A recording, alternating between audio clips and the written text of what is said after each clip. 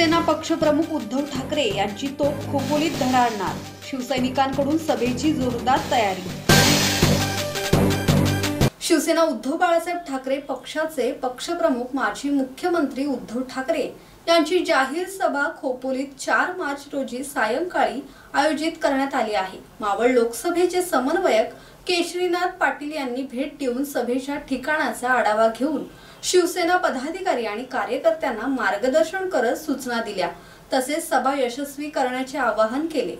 या सभेत सर्व निष्ठावंतांना उद्धव ठाकरे संबोधणार असून या सभेतूनच मावळ लोकसभेचा खासदारकीचा उमेदवार उद्धव ठाकरे जाहीर करणार असल्याने या सभेकडे सर्वांचे लक्ष लागल्याचे केशरीनाथ पाटील यांनी सांगितले।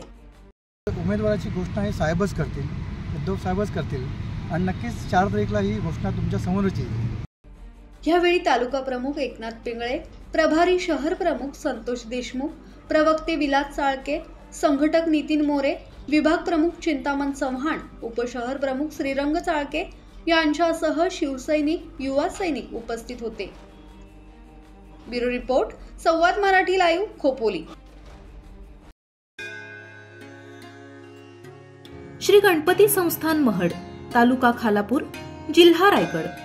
श्री वरद विनायकाच्या भक्तांसाठी भक्त निवासाची सोय, स्वच्छता आणि 24 तास गरम पाणी, सीसीटीव्हीची नजर।